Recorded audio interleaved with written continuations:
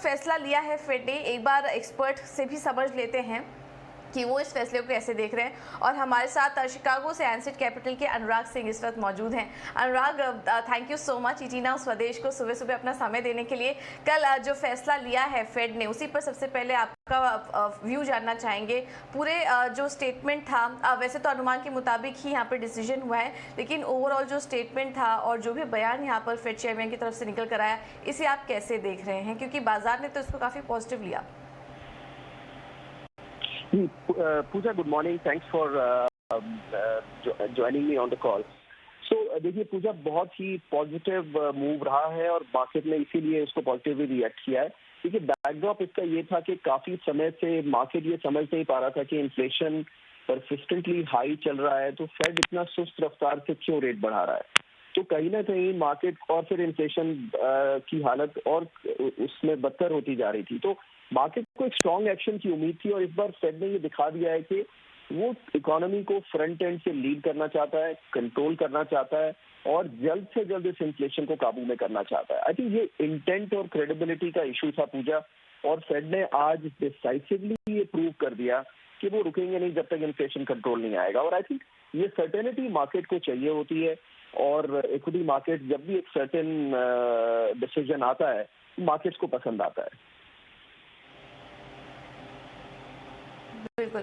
अनुराग, अब इस बीच कहीं ना कहीं बाजार, अगर ग्लोबल मार्केट की बात करें, यूएस के बाजार हो गए, यूरोप के बाजार, इनफैक्ट भारतीय बाजार भी एक अनसर्टेनिटी का माहौल था, जिसकी वजह से डरे हुए थे और मंदी की बातें हो रही थी, ग्लोबल टेंशन्स की बातें हो रही थी। लेकिन ये जो फैसला निकल कर आया है और आगे फेड कह रहा है कि 0.75% की बढ़ोतरी आगे और करेंगे, इस तरह के हाइक्स और देखने को मिल सकते हैं।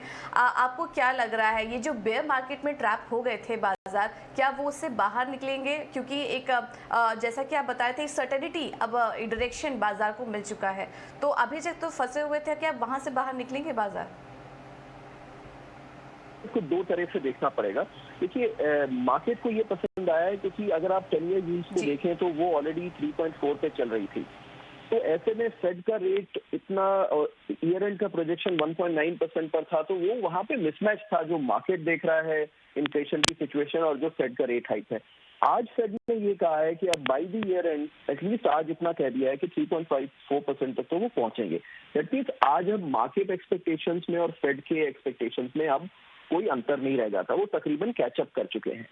अब उसके बाद भी उन्होंने कहा है कि इससे ज्यादा भी अगर जरूरत पड़ेगी तो वो कदम भी उठाएंगे। तो पहला तो इसकी मिसमैच जो था वो दूर हो गया, तो आज फेड ने कैचअप कर लिया मार्केट से, वो बिहाइंड द कर्व नहीं है।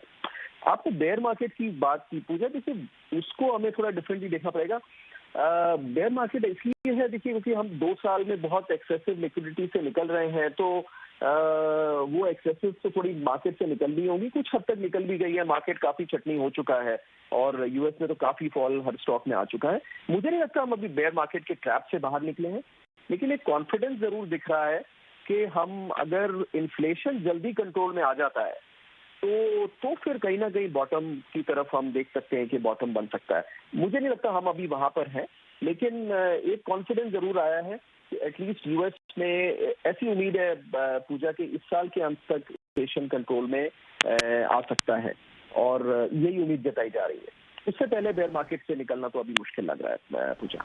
ओके, ऑलराइट जी, तो इस साल के अंत तक इन्फ्लेशन कंट्रोल में आ सकता है। तो अनुराग, एक लास्ट सवाल होगा आपसे। 0.75% के हाई की और बात कर दी है फेड ने। इस पूरे साल अगर बात करेंगे तो और कितनी बढ़त आप एक्सपेक्ट कर रहे हैं फेड की तरफ से?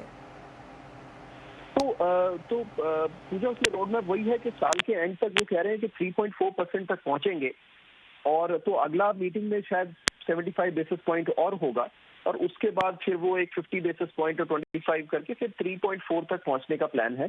पर देखिए अगस्त में एक पॉज है, अगस्त में कोई मीटिंग नहीं है, अगस्त तक एक 2-3 महीने का डेटा और आ जाएगा, तब तक एक सेंस आ जाएगी मार्केट में कि अब इन्फ्लेशन नंबर्स क्या बोलते हैं, और उसके बाद से मार्केट भी प्रिडिक्ट कर सकता है कि देखिए अगर नंबर्स में थोड़ा ठहराव आकर के एक डाउन आना शुरू हो जाता है तो फिर फेड 3.4 के स्पीड को बरकरार रखेगा, नहीं है तो फिर वो ज्यादा भी कर सकते हैं। तो ये जैसा फेड कहता है पूजा, ये डेटा डिपेंडेंट है, तो आई थिंक हमें भी डेटा वॉच करना पड़ेगा इसके लिए।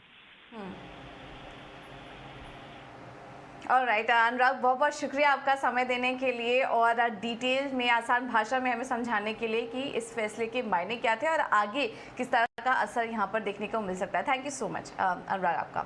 तो अनुराग सिंह हमारे साथ जुड़े थे एनसेट कैपिटल के, जो कि बता रहे थे कि मूव काफ़ी पॉजिटिव था, एक सर्टेनिटी मिली, फेड की क्रेडिबिलिटी पे जो सवाल उठाया जा रहा था कि वो इतना स्लो क्यों चल रहा है, अब इस तरह के जो बड़े हाइक्स ले रहे हैं मार्केट को पसंद आया है, ये पॉजिटिव उनको दिखाई दे रहा है। और जैसा कि अनुराग भी बता रहे थे कि इस साल के अंत तक फेड जो टारगेट कर रहा है इन्फ्लेशन को वो कंट्रोल में आ जाएगा और इसके लिए कुछ बड़े हाइक्स यहाँ पर देखने को मिल सकते हैं। तो मार्केट को यहाँ पर एक क्लियर डायरेक्शन मिला है, इस वजह से आज हम देख रहे हैं कि अच्छी मजबूती के साथ यहाँ पर जो संकेत नजर आ रहे हैं। एक बार आपको संस्थागत